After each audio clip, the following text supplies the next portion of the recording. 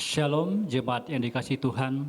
Kita bersyukur di kesempatan hari ini kita kembali berkumpul bersama-sama di dalam persekutuan ibadah kita. Dan kita bersyukur karena pertolongan Tuhan, sehingga kita masih bisa berkumpul bersama, bernyanyi memuji Tuhan. Dan sekarang tiba saatnya kita akan memuji Tuhan, menyembah Tuhan dengan satu pujian, Kau hiasi kehidupanku.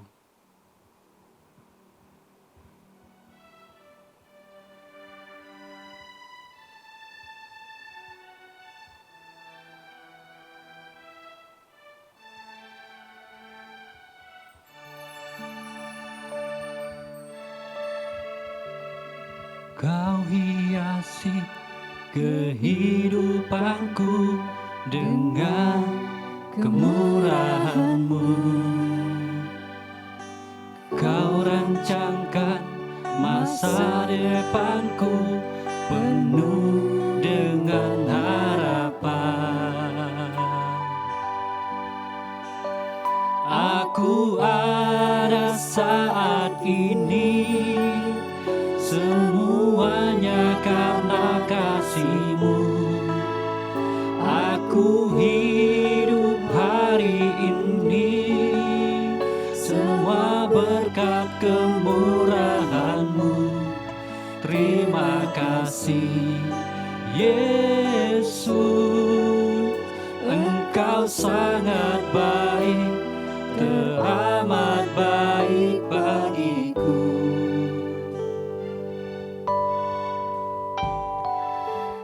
Hiasi kehidupanku dengan kemurahan-Mu. Kau rancangkan masa depanku penuh dengan harapan. Aku ada saat ini, semuanya karena kasih-Mu. Aku hidup hari ini, semua berkat kemurahan-Mu.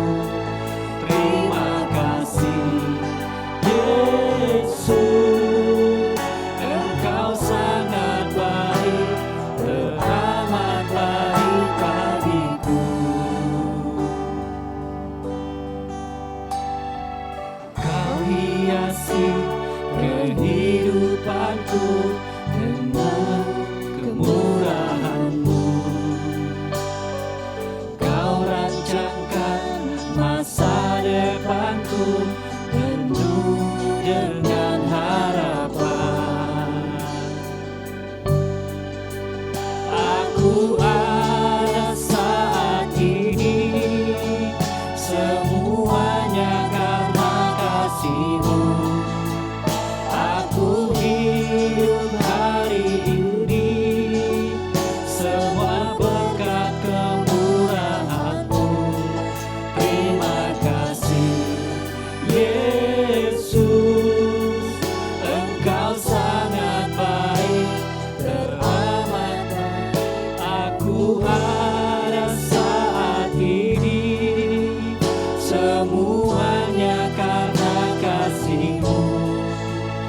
Aku hidup hari ini, semua berkat kemurahan-Mu.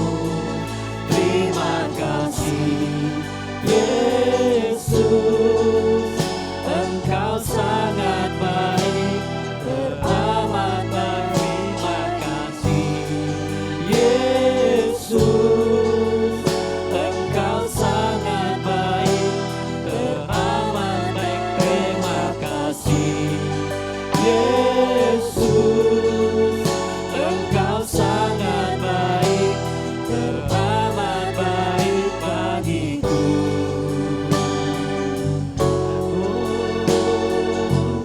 Kami bersyukur Tuhan, karena Engkau baik haleluya. Haleluya.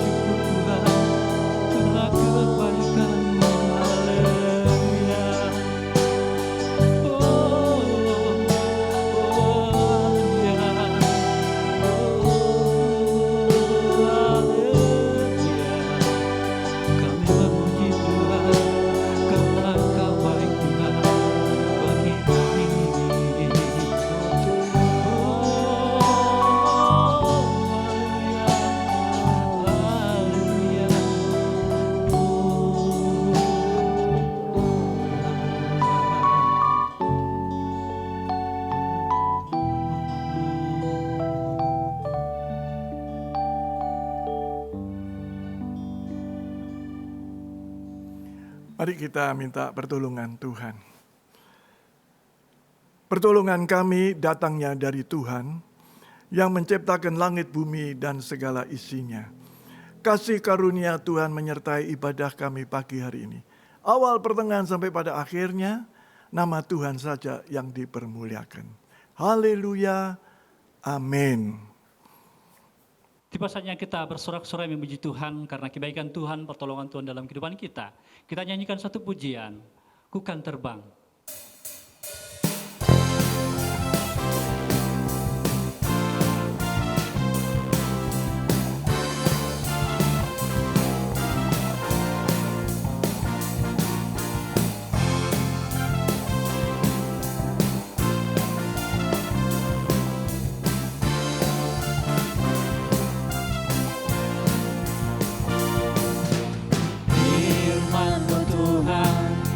Bagi kakiku, janjimu terang bagi jalan-jalanku, kebenaranmu menuntun setiap hari. Ku menantikanmu, beri kekuatan baru. Ku kan terbang tinggi di awan bersamamu dalam kemuliaan. Sebab firman-Mu Kamu menopang. Ku kan aman di dalam-Mu Tuhan. Firman-Mu Tuhan kita bagi kakiku, janji-Mu terang bagi jalan-jalanku, kebenaran-Mu menuntun setiap hari. Ku menantikan-Mu, beri kekuatan baru. Ku kan terbang tinggi di awan bersama-Mu dalam kemuliaan. Sebab firman-Mu Ku menopang. Ku kan aman di dalam-Mu Tuhan. Ku kan terbang tinggi di awan bersama-Mu dalam kemuliaan. Sebab firman-Mu Ku menopang. Ku kan aman di dalam-Mu Tuhan. Jalan-Mu di atas jalan-jalan-Mu, rancangan-Mu melebihi rancangan-Ku.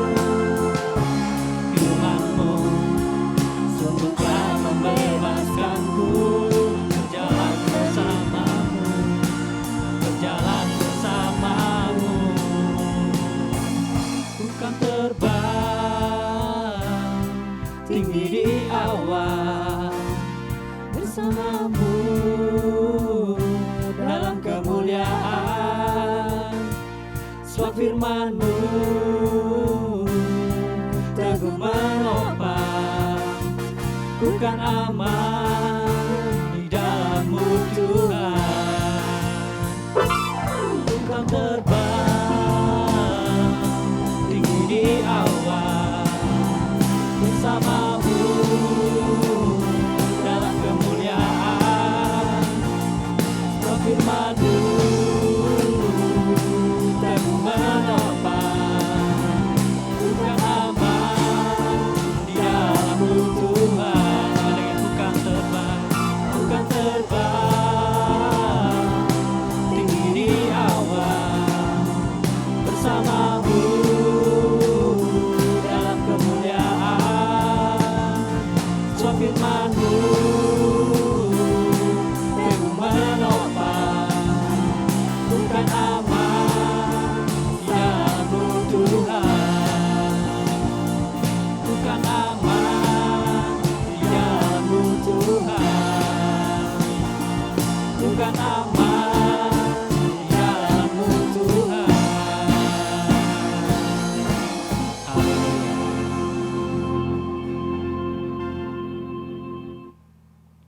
kita akan mempersiapkan hati kita untuk mendengarkan firman Tuhan.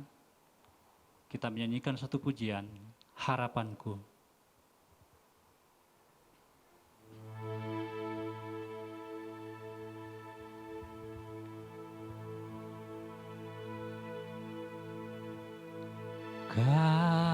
Kasih-Mu, karya-Mu nyata dalamku. Kau pegang hidupku dalam tangan-Mu. Darah-Mu, salib-Mu tebus hidupku. Nama-Mu berkuasa, sanggup bangkitkan.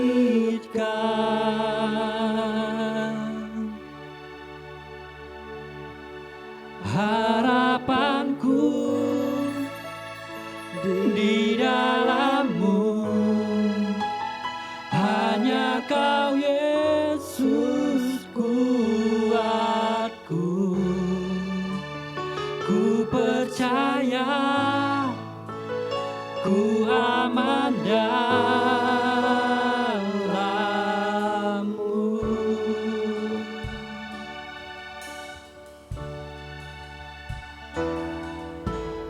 Kasih-Mu, karya-Mu nyata dalamku. Kau pegang hidupku dalam tangan-Mu.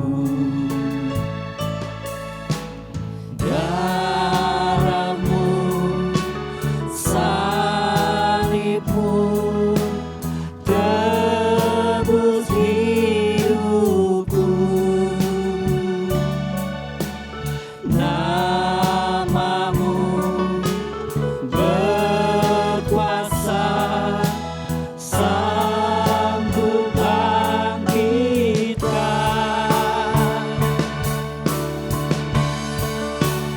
Harapanku di dalam-Mu,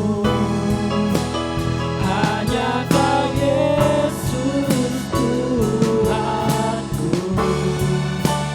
Ku percaya, ku aman dalam-Mu.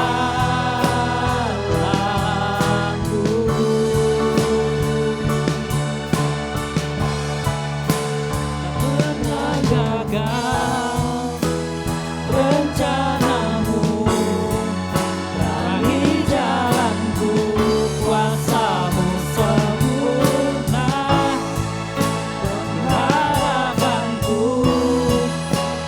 takkan hilang, sebab masa depanku Kau sediakan.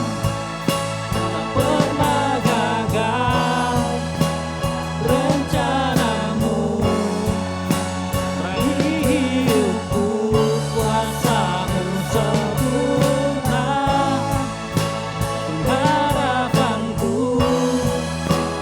takkan hilang, sebab masa depan dalam-Mu.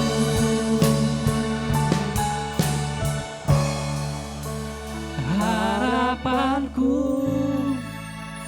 di dalam-Mu, hanya Kau Yesus kuatku. Ku percaya, ku aman dalam-Mu.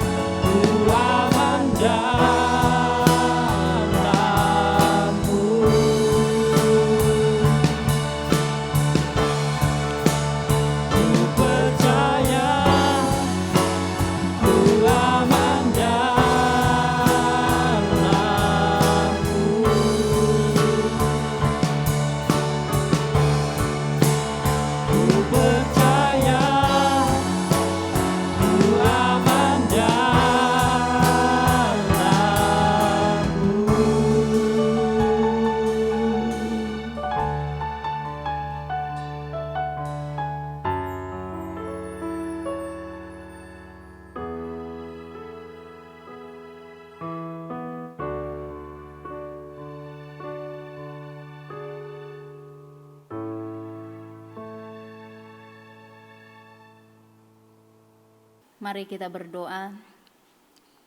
Bapa, kami bersyukur Tuhan buat kemurahan-Mu dalam kehidupan kami. Hingga saat pagi hari ini Tuhan sudah memberkati kami.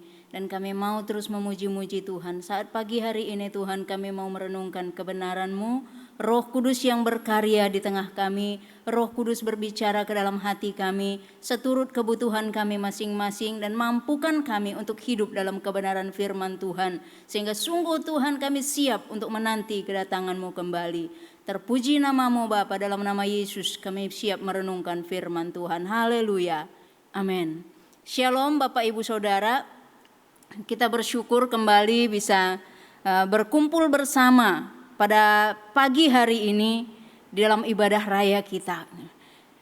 Di dalam minggu ini saya diberikan tema tradisi budaya dan iman Kristen.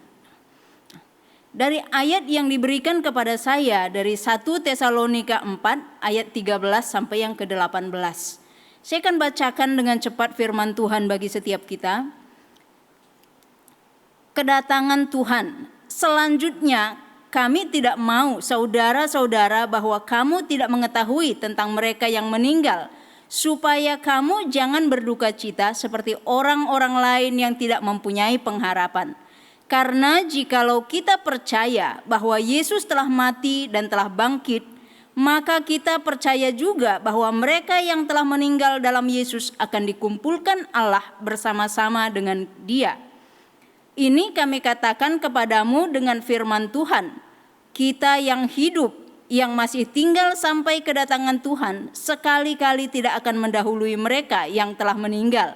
Sebab pada waktu tanda diberi, yaitu pada waktu penghulu malaikat berseru dan sangkakala Allah berbunyi, maka Tuhan sendiri akan turun dari sorga dan mereka yang mati dalam Kristus akan lebih dahulu bangkit. Sesudah itu kita yang hidup, yang masih tinggal, akan diangkat bersama-sama dengan mereka dalam awan menyongsong Tuhan di angkasa.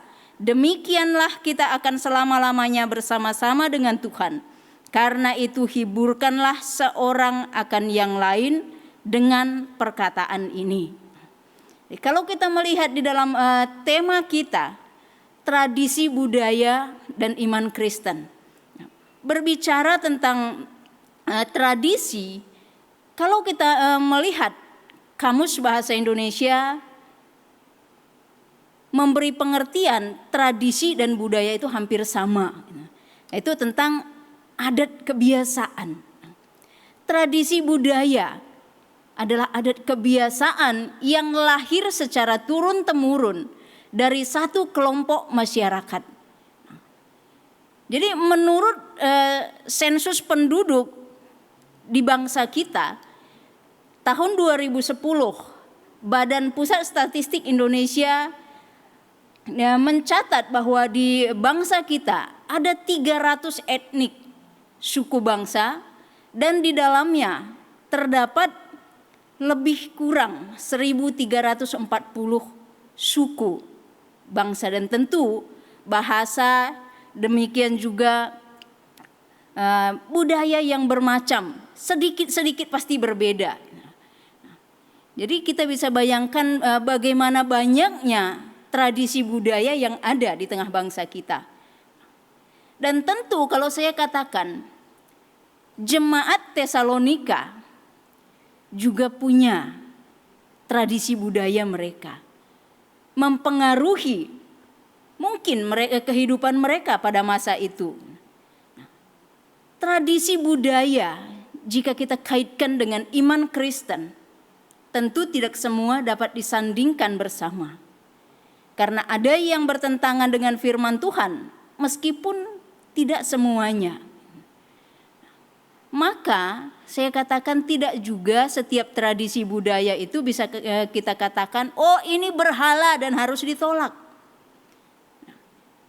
Namun saya katakan bahwa Tuhan dan firman-Nya harus tetap ditempatkan di atas semua tradisi budaya manusia yang ada. Ayat tema kita berbicara tentang kedatangan Tuhan. Di sini juga dibahas tentang orang yang mati bicara kematian, kita semua sedang antri ke sana. Sebab dunia ini hanya sementara. Kedatangan Tuhan dimaksud dalam bacaan kita adalah kedatangan kedua kalinya untuk semua manusia tanpa terkecuali. Jadi pola pikir umat manusia yang dipengaruhi tradisi budaya kadang bisa membuat pengertian kita terbatas. Demikian juga dengan jemaat Tesalonika pada waktu itu. Maka Paulus mengajarkan, dari ayat yang kita baca tadi dikatakan bahwa kamu harus mengetahui. Apa yang harus kita ketahui? Yang pertama, kalau kita lihat tadi di ayat yang ke-13 dan 14, dikatakan di situ, selanjutnya kami tidak mau saudara-saudara bahwa kamu tidak mengetahui. Nah, berarti di situ dikatakan kamu harus tahu, yang pertama, orang yang mati dalam Tuhan. Nah, jemaat Tesalonika yang masih muda, kalau kita lihat dalam kisahnya, dalam kisah para rasul pasal yang ke-17, hanya sebentar Paulus bersama mereka ketika jemaat itu berdiri. Karena sesuatu hal dia harus meninggalkan jemaat yang masih muda. Sehingga pada saat itu mereka mengalami kebingungan, mengalami kesedihan mendalam akan saudara seiman mereka yang sudah meninggal. Karena mereka belum mengerti firman Tuhan akan kematian orang yang percaya di dalam Yesus Kristus.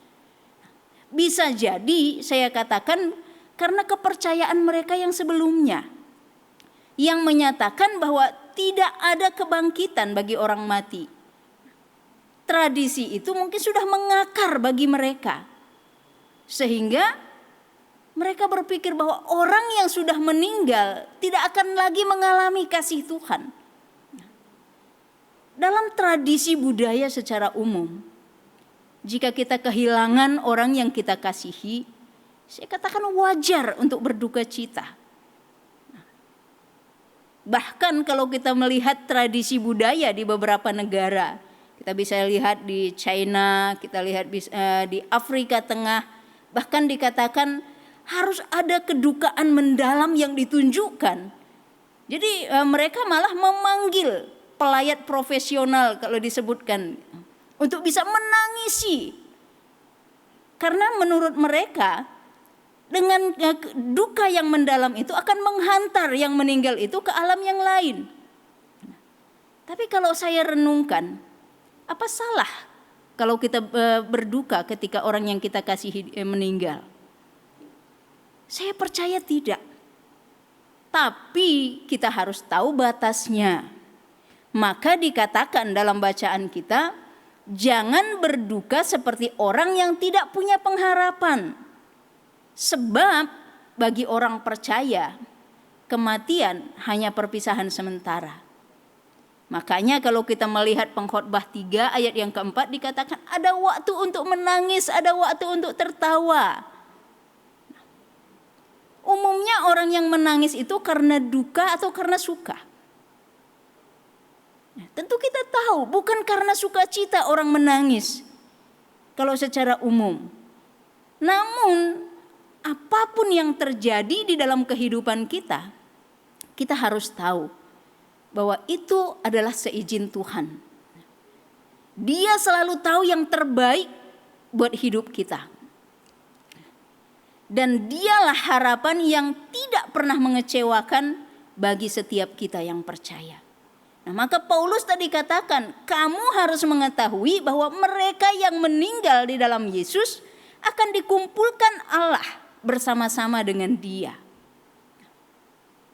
Di ayat yang ke-14 tadi katakan, karena jikalau kita percaya bahwa Yesus telah mati dan telah bangkit, maka kita percaya juga bahwa mereka yang telah meninggal dalam Yesus akan dikumpulkan Allah bersama-sama dengan Dia. Kebangkitan Yesus adalah jaminan kebangkitan bagi setiap orang percaya yang meninggal di dalam Dia pada saat kedatangannya kembali. Hal ini menyatakan bahwa orang yang mati di dalam Tuhan tidak akan ditinggalkan di dunia ini saat Yesus datang kembali untuk menjemput kita, umatnya yang percaya. Jadi tidak perlu berduka cita bagi mereka yang meninggal. Karena kematian di dunia bukanlah akhir dari kisah hidup orang percaya. Karena ada kepastian akan kebangkitan bagi setiap kita. Maka kalau kita melihat Wahyu 14 ayat yang ke-13 katakan, berbahagialah orang-orang mati yang mati dalam Tuhan.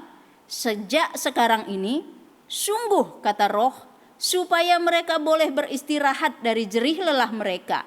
Karena segala perbuatan mereka menyertai mereka. Jelas bahwa yang mati dalam Tuhan sedang beristirahat. Makanya muncul kata di dalam kedukaan itu, rest in peace. Istirahat dalam damai. Sebab mereka menanti kedatangan Tuhan sambil beristirahat. Tetapi kita yang masih hidup juga sedang menanti kedatangan Tuhan kedua kali. Tapi kita masih harus berjuang di dalam hidup ini, dalam dunia yang gelap, dalam dunia yang penuh dosa dan kejahatan. Namun penghiburan bagi kita, kasih, penyertaan dan kesetiaan Tuhan tidak berkesudahan dalam hidup kita. Kalau kita lihat Matius 28 ayat 20 katakan, Aku menyertai kamu sampai kepada akhir zaman, kata Yesus. Jadi ini juga menjadi pengharapan bagi kita yang percaya di dalam Yesus. Sehingga kalau kita melihat di dalam 1 Korintus 15 ayat 19-20 katakan, jikalau kita hanya dalam hidup ini saja menaruh pengharapan pada Kristus, maka kita adalah orang-orang yang paling malang dari semua manusia. Tetapi yang benar ialah bahwa Kristus telah dibangkitkan dari antara orang mati sebagai yang sulung dari orang-orang yang telah meninggal. Kristus yang sulung yang sudah dibangkitkan. Dan kalau kita lihat di ayat yang selanjutnya, ayat 22 dan 23 dalam 1 Korintus 15 dikatakan, karena sama seperti semua orang mati dalam persekutuan dengan Adam, demikian pula semua orang akan dihidupkan kembali dalam persekutuan dengan Kristus. Tetapi tiap-tiap orang menurut urutannya, Kristus sebagai buah sulung, sesudah itu mereka yang menjadi miliknya pada waktu kedatangannya. Jadi siapa miliknya? Jadi setiap orang yang percaya dan menerima Yesus sebagai Tuhan dan Juru Selamat pribadinya adalah milik Kristus.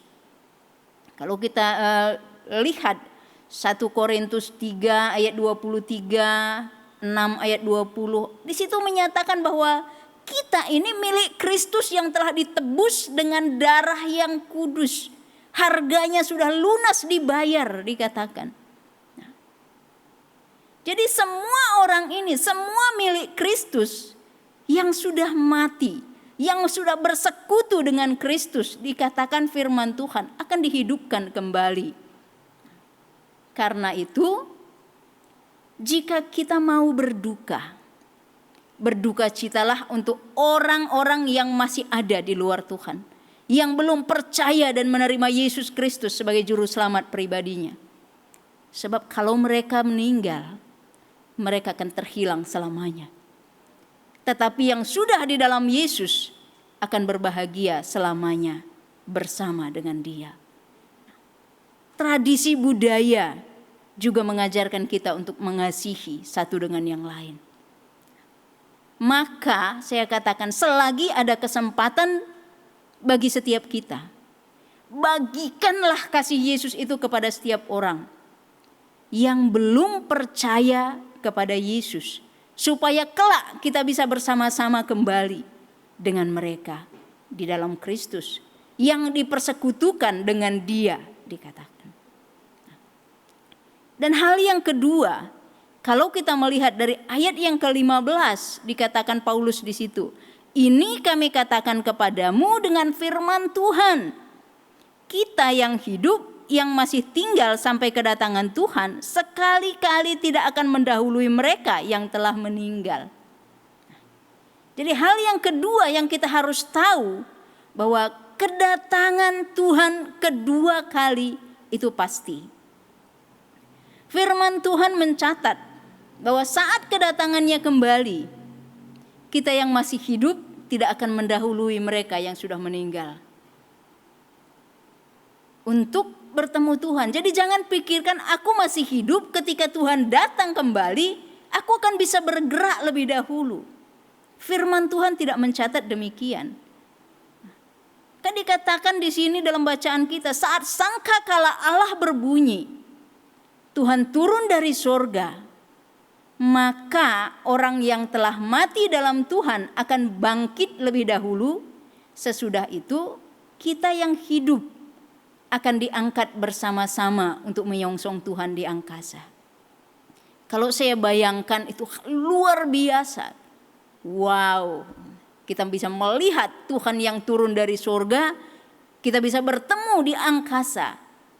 Sehingga ada pujian mengatakan pertemuan di udara. Bunyi nafiri terakhir akan terdengar di seluruh dunia. Jadi bukan saja, oh aku tinggal di daerah ini, apakah terdengar bunyi nafiri itu? Karena Yesus datang untuk kedua kalinya, untuk semua manusia di bumi.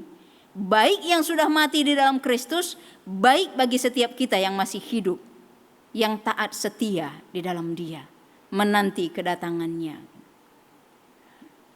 Jadi kita bisa bayangkan kemeriahan yang luar biasa akan terjadi. Kalau kita melihat di ayat bacaan kita, di ayat yang ke-15 itu, kedatangan Tuhan, kalau dalam bahasa Yunaninya dipakai di situ parousia. Ini menyatakan kunjungan resmi kerajaan. Dan kalau pada saat itu mungkin itu kunjungan kaisar ke suatu tempat. Jadi kita bisa tahu kalau kunjungan seorang pembesar, seorang pemimpin itu akan disambut dengan meriah. Apalagi firman Tuhan mengatakan sebelum kedatangan Tuhan itu akan berbunyi sangkakala, ada tiupan sangkakala. Kalau kita lihat di ayat yang ke-16 di situ dikatakan bahwa pada waktu penghulu malaikat berseru. Jadi ada aba-aba, kemudian sangkakala dibunyikan, sambutan luar biasa. Dan orang yang sudah mati di dalam Kristus dibangkitkan lebih dahulu. Nah, ini gambaran kalau saya katakan sambutan atau kemeriahan sambutan yang akan terjadi pada saat kedatangan Yesus kedua kali. Nah, di sini kalau kita melihat Paulus memberikan jaminan bahwa orang yang mati dalam Kristus tidak akan kehilangan momen parousia itu, momen kemeriahan, kemegahan yang luar biasa itu. Nah, karena 1 Korintus 15 ayat 51-52 dikatakan, sesungguhnya aku menyatakan kepadamu suatu rahasia, kita tidak akan mati semuanya, tetapi kita semuanya akan diubah dalam sekejap mata pada waktu bunyi nafiri yang terakhir. Sebab nafiri akan berbunyi dan orang-orang mati akan dibangkitkan dalam keadaan yang tidak dapat binasa dan kita semua akan diubah. Dan ayat 53 katakan karena yang dapat binasa itu harus mengenakan yang tidak dapat binasa. Dan yang dapat mati ini harus mengenakan yang tidak dapat mati. Jadi semua orang percaya bersuka cita bersama di dalam Yesus Kristus. Inilah yang Paulus katakan kepada jemaat Tesalonika. Dan juga bagi setiap kita di zaman ini yang harus kita ketahui. Pada saat sangkakala Allah berbunyi, Allah turun dari sorga dikatakan. Kemudian orang yang mati dalam Kristus akan dibangkitkan lebih dahulu. Yang saat ini beristirahat. Nah, setelah itu barulah kita yang masih hidup, kita yang menanti, kita yang setia di dalam Tuhan akan diubahkan. Diberikan tubuh yang baru yang tidak dapat binasa dikatakan. Kemudian diangkat bersama-sama menyongsong Tuhan di angkasa. Karena kalau kita mundur kembali di dalam 1 Korintus 15 ayat 50 dikatakan daging dan darah tidak mendapat bagian dalam kerajaan Allah. Dan bahwa yang binasa tidak mendapat bagian dalam apa yang tidak binasa. Jadi kita melihat ada urutan-urutan yang Paulus sampaikan kepada jemaat Tesalonika dan juga bagi setiap kita. Jadi kita harus mengetahui bahwa ada pengharapan yang pasti bagi orang yang mati dalam Kristus. Karena kita akan dikumpulkan kembali bersama-sama dengan Dia. Selamanya, bukan sementara. Jika kita bayangkan, maka kalau saya katakan kedatangan Tuhan adalah suatu hal yang sangat mengagumkan bagi setiap orang yang percaya di dalam Yesus Kristus. Dan mungkin bagi orang yang tidak percaya itu hal yang menggentarkan. Tapi kita yang menanti, kita yang percaya itu hal yang luar biasa. Karena Yesus adalah Tuhan satu-satunya pribadi yang dapat menyelamatkan manusia dari kebinasaan kekal. Maka kalau kita melihat di ayat yang ke-18 dalam bacaan kita tadi Paulus katakan, karena itu hiburkanlah seorang akan yang lain dengan perkataan-perkataan ini. Jadi orang yang mati dalam Kristus akan dibangkitkan dengan tubuh yang baru saat kedatangan Tuhan kedua kali. Paulus katakan ini yang harus kamu tahu. Dan orang yang mati tidak ditinggalkan ketika Yesus datang kembali. Kemudian orang yang masih hidup saat kedatangan Tuhan, yang menanti dengan setia, yang hidup dalam kekudusan, bukan hanya aku percaya, tapi kehidupannya tidak dijaga. Ketika Tuhan datang, akan diberikan tubuh yang baru. Tubuh kemuliaan yang dibangkitkan dan yang masih hidup diubahkan kemudian diangkat bersama-sama menyongsong Tuhan di angkasa. Kita dikumpulkan bersama Tuhan selamanya. Karena itu jangan terbelenggu dengan tradisi budaya dunia. Tradisi budaya apapun itu. Yesus sudah menebus setiap kita yang percaya kepadanya dari dunia ini. Kita ini miliknya yang akan bersama Dia selamanya dikumpulkan oleh Allah pada saat kedatangannya kembali. Amin. Firman Tuhan, mari kita berdoa. Bapa, kami bersyukur Tuhan, kebenaran-Mu sudah disampaikan. Hamba-Mu terbatas, namun kami percaya Roh Allah yang ada di dalam setiap kami tidak terbatas. Biar Roh Kudus yang terus menerangkan kebenaran itu lebih dalam lagi ke dalam hati setiap kami dan memampukan kami untuk hidup di dalamnya. Sehingga tradisi-tradisi apapun yang ada di sekeliling kami terus mampu menempatkan Kristus di atas segalanya. Sampai Engkau datang kembali. Sehingga kami didapati setia, dan kami tidak berduka bagi saudara-saudara kami yang Tuhan sudah panggil, yang sudah percaya di dalam nama Yesus. Karena satu saat kami akan berkumpul kembali bersama-sama dengan Tuhan. Terima kasih Bapa, terpuji nama-Mu. Dalam nama Yesus kami bersyukur dan berdoa. Haleluya. Amin. Tiba saatnya kita mempersiapkan diri kita untuk memberikan persembahan, perpuluhan dan ucapan syukur. Kita menyanyikan satu pujian. Sungguh ku bangga Bapa.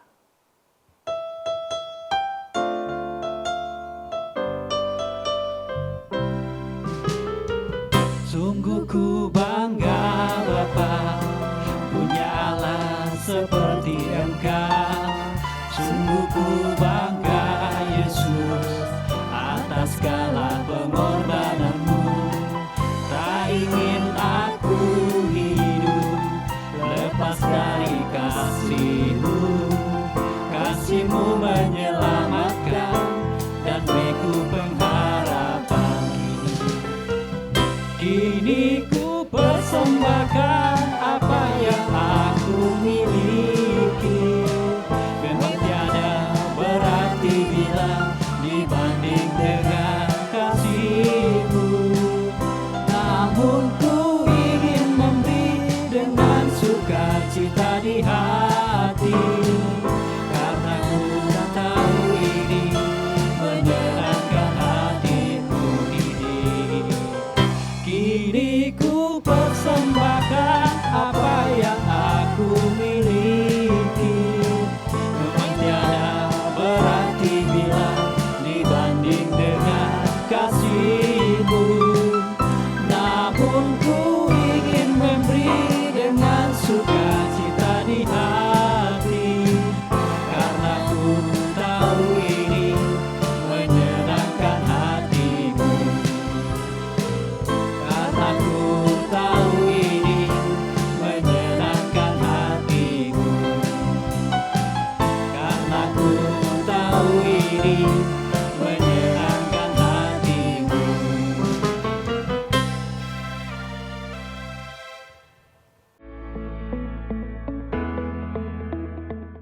Shalom Bapak Ibu, jemaat yang dikasihi oleh Tuhan, kita akan mendengarkan kelengkapan warta Jemaat selama sepekan.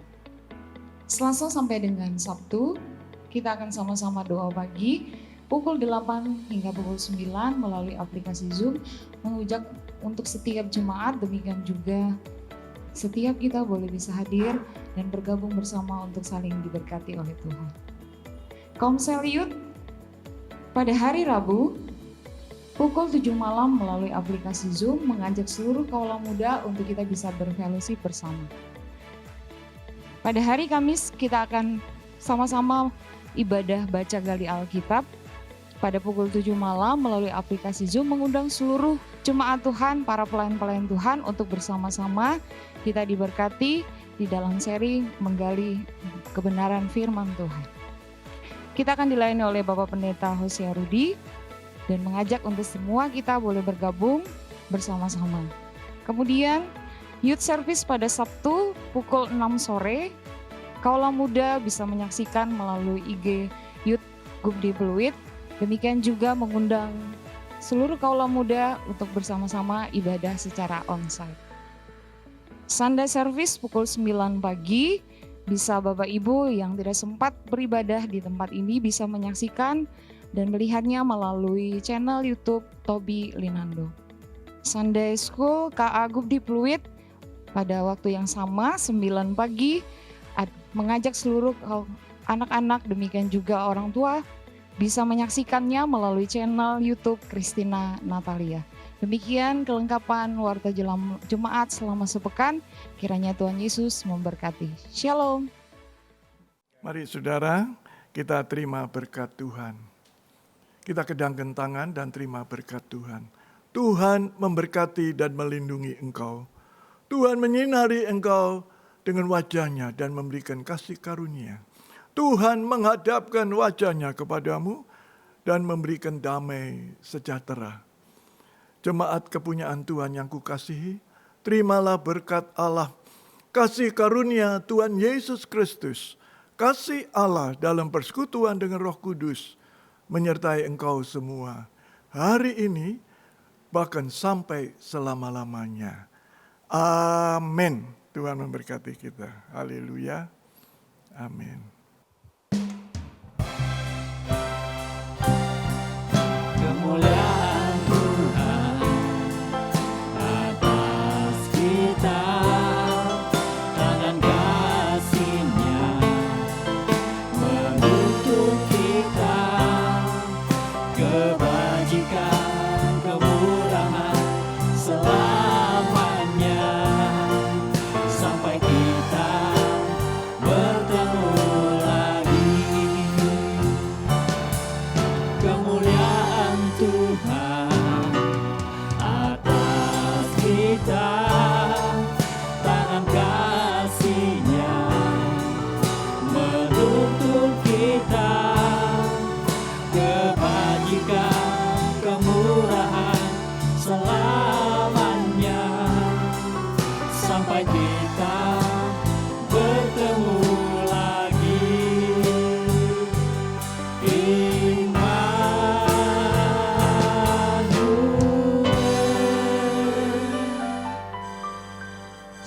hari Minggu. Tuhan Yesus memberkati.